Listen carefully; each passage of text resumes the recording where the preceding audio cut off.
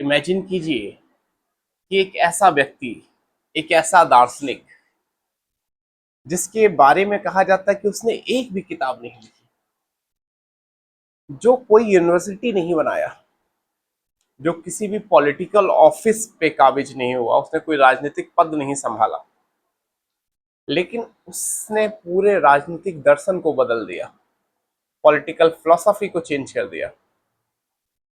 एक ऐसा दार्शनिक जिसको वहां की सरकार ने, जहां वो रहता था, मृत्यु दंड दिया और ये कहा कि आप यूथ को मिसलीड कर रहे हो, युवाओं को भटका रहे हो। ये कहा कि आप पीस निंदा कर रहे हैं, अथीज्म फैला रहे हैं। ऐसा दार्शनिक जिससे उसकी पत्नी इतनी खिन्न रहती थी, इतनी दुखी रहती थी कि उसने उसके ऊपर गर्म चाय की केतली ही उड़ेल दी। एक ऐसा दार्शनिक जिसके शिष्य इतने महान हुए कि उनको राजनीतिक दर्शन का पिता कहा गया। एक ऐसा दार्शनिक जिसे फादर ऑफ एथिक्स कहा गया, नीति शास्त्र का पिता। ये बातों से आप समझ गए होंगे कि हम सुकरात की बात कर रहे हैं।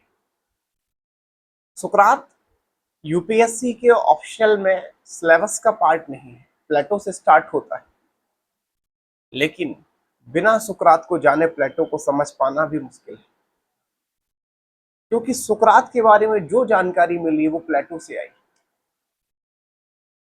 सुकरात को इस दुनिया का वाइजेस्ट मैन कहा गया।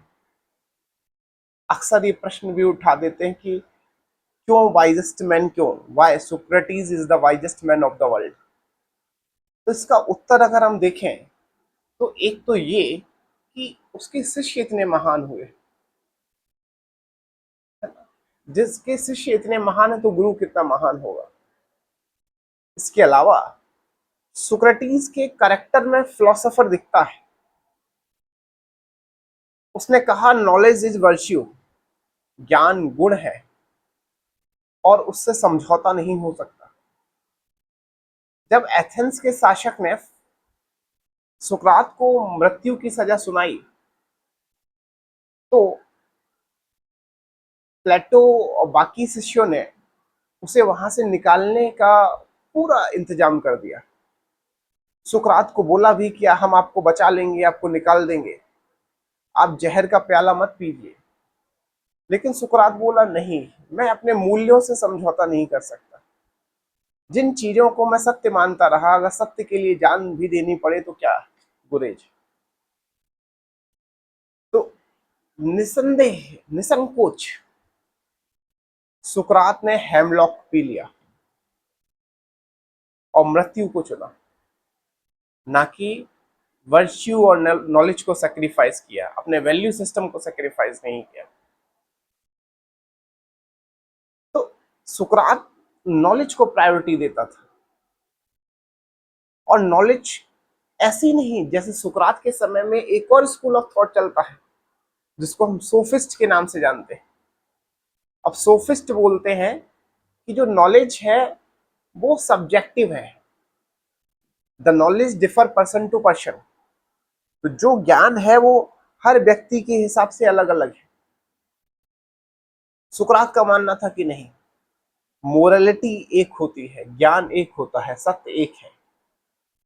और अगर सत्य एक है तो ऑब्जेक्टिव होगा, ना कि सब्जेक्टिव। तो सुक्रेटिस इस बात से ज्यादा इत्तेफाक रखते थे और इसलिए सुकरात ने कहा अगर सत्य एक है तो मैं उसी पे टिका रहूंगा, चाहे मुझे मृत्यु ही क्यों ना आ जाए। इसके बाद अगर हम देखें तो सुकरात का जो जन्म हुआ 469 बीसी के अराउंड एथेंस में। जन्म किस परिवार में हुआ ये हमें नहीं पता। हाँ, कुछ राइटिंग से हमें ये पता चलता है कि सुकरात संभवतः या तो अरिस्टोक्रेटिक फैमिली, किसी कुलीन घर में या तो उनका जन्म हुआ होगा, या वो मध्यम वर्गीय परिवार में बड़े हुए होंगे, क्योंकि उनकी जो पढ़ाई लिखाई हुई है वो सैनिक स्कूल से हुई, मिलिट्री स्कूल से। तो इन चीजों से उनके बारे में थोड़ी जानकारी मिलती है। उनका विवाह जिस स्त्री से हुआ उसका नाम जैन थिप्पे था। काफी कर्कश महिला थी जिससे उनकी अक्सर लड़ाइयां होती रहती। अब वो शब्द इतना प्रचलित हो गया कि अंग्रेजी की वोकैबुलरी में जैन थिप्पे इसीलिए यूज होता है कि कर्कश स्त्री, एक कड़वा बोलने वाली स्त्री। क्योंकि सुकरात पूरा दिन लोगों के साथ तर्क करने में बिता देते हैं, जिसकी वजह से घर की जो फाइनेंशियल कंडीशन है वो उस तरह से नहीं। उन्होंने हालांकि मिलिट्री में सेवा दी, उसके बाद जब वो रिटायर होकर अपने बच्चों और पत्नी को जब बड़ा कर रहे हैं, उनको आगे बढ़ा रहे हैं, उस समय उनकी जब फाइनेंशियल स्थिति खराब हो रही तो जैन थिप्पे उनसे नाराज है। एक दिन झुंझलाहट में उसने उनके ऊपर गर्म चाय को ही गिरा दिया। ये सब, लेकिन सुकरात नाराज नहीं हुए। सुकरात अपनी वैल्यूज पे ही टिके रहे। सुकरात को हम लोग फादर ऑफ मोरालिटी क्यों कहते हैं या फादर ऑफ एथिक्स क्यों कहते हैं? क्योंकि सुकरात का मानना था जो ज्ञान है वो एक है, निश्चित है, ज्ञान नहीं बदल सकता। और इस बात को समझने के लिए सुकरात की जो नॉलेज की जो फिलॉसफी है उसे समझना पड़ेगा। सुकरात कहते हैं कि जो नॉलेज है वो सेंसेस से पूरा मिल जाएगा, ये सही नहीं है। The knowledge we have through the help of the senses is incomplete. जो ज्ञानेंद्रियों से जो ज्ञान मिला है वो सीमित है। जो साउंड वेव हमारे कानों में जाती है उससे अधिक तो कुत्ते और मछलियों को फील हो जाती है। भूकंप कब आने वाले होगा हमसे पहले जानवरों को पता चलता है।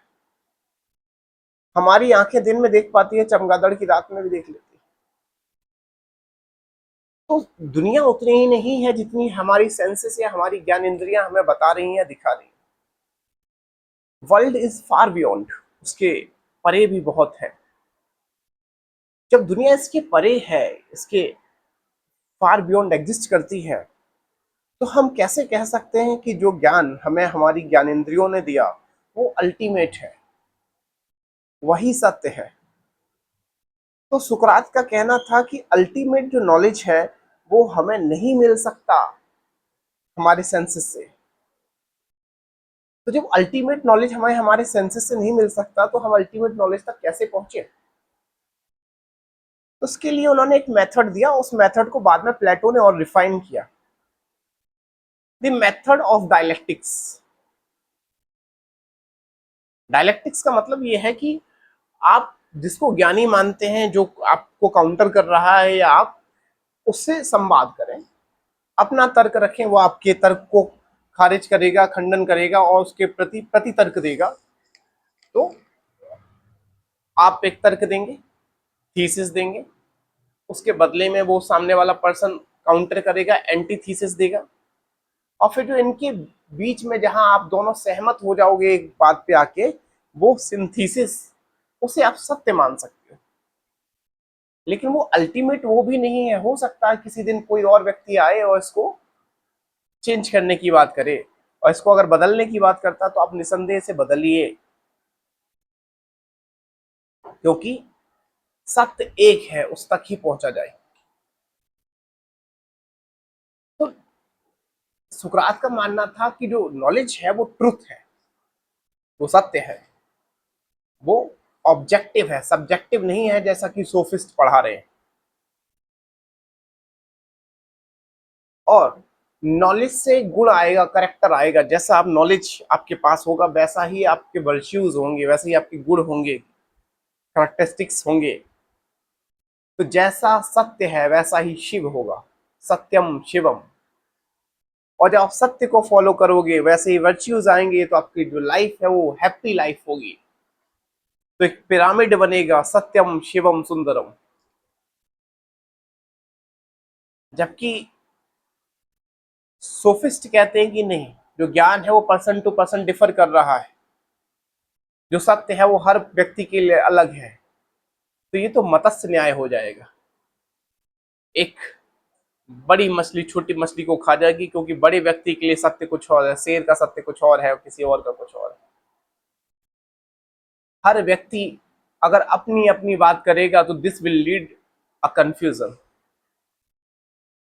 तो सुकरात कह रहे हैं ज्ञान में कंफ्यूजन नहीं होता, ज्ञान एक होता है। इसीलिए अगर कोई व्यक्ति बोल रहा है कि मोरलिटी अलग अलग हो सकती है, तो अगर किसी को आपने गाली दी, वो बोला ये इमोरल है, और खुद ने दी बोला कि ठीक है, तो ऐसे नहीं है। अगर गाली देना मोरल है तो उसे भी गाली दो। तो मोरलिटी का पैरामीटर एक होगा, अलग अलग नहीं होगा। और तो यहां से जो बातें निकल के आई वही उन्हीं बातों ने एथिक्स बनाया। क्योंकि जो मोरलिटी है, जो मोरल प्रिंसिपल है, वो यूनिवर्सल है। वो यहाँ भी लागू होंगे, अमेरिका में भी लागू होंगे। जो हमारे लिए सही है अमेरिका बोले ये गलत है, और अमेरिका बोले ये सही है, उसके लिए सही है, हमारे लिए गलत है। ये सही गलत नहीं, ऐसे नहीं होगा। एक होगा, प्रिंसिपल एक बनेगा। तो सुकरात का जो नॉलेज का प्रिंसिपल है, उससे ही आपका क्या आया, वर्च्यू, वर्च्यू से हैप्पीनेस। ठीक है। वाइजेस्ट मैन इसीलिए सुकरात को कहा गया, क्योंकि उसने मोरलिटी की बात की। उसने बोला कि एरोगेंस नहीं होना चाहिए। जो सोफिस्ट है उनमें एरोगेंस है, वो अहंकारी है, पैसा लेके ज्ञान दे रहे हैं, डेमोक्रेटाइजेशन ऑफ द नॉलेज नहीं है। ज्ञान का लोकतांत्रिकरण, आम व्यक्ति को नॉलेज नहीं दे रहे हैं। तो लोगों ने कहा कि अगर ज्ञान ऐसे देंगे तो फिर परेशान रहेंगे, गरीबी आएगी। तो सोफिस्ट ने कहा, सुकरात ने कहा कि teacher is like a burning lamp, एक जलती हुई मसाल की तरह है। ठीक है। और अगर रोशनी देना है तो आपको जलना पड़ेगा। तो सुकरात जो है इस तरह की बातें कर रहे हैं जो मोरलिटी पे ज्यादा बेस्ड है। पॉलिटी से उसका उतना लेना देना नहीं है। लेकिन जब सुकरात को मारा गया, जहर दिया गया, तो इसका असर आपको देखने को मिलेगा प्लेटो पे। तो प्लेटो को लगेगा कि उसके गुरु को मार दिया, जहर दिया गया। तो प्लेटो बोलेगा कि जो ये राजा है ये फूल है। और उसने बोला कि एथेंस जो है फूल्स के द्वारा ड्रिवन है, फूल्स से रूल कर रहे हैं, और मूर्ख राजा होना सबसे बुरी बात है। तो प्लेटो एक प्रिंसिपल देगा पॉलिटिकल फिलोसफी में, हम जानेंगे, वो फिलोसोफर किंग। तो सुकरात को जब हम समझेंगे तो पॉलिटी समझ पाएंगे, प्लेटो का, प्लेटो की थॉट समझ पाएंगे। और प्लेटो को समझेंगे तो अरिस्टोटल को समझ पाएंगे। वेस्टर्न फिलोसफी की एक सीरीज बनाएंगे। ठीक है। क्लासरूम के अलावा एक ऐसे कुछ कुछ छोटे छोटे डिस्कशंस करेंगे।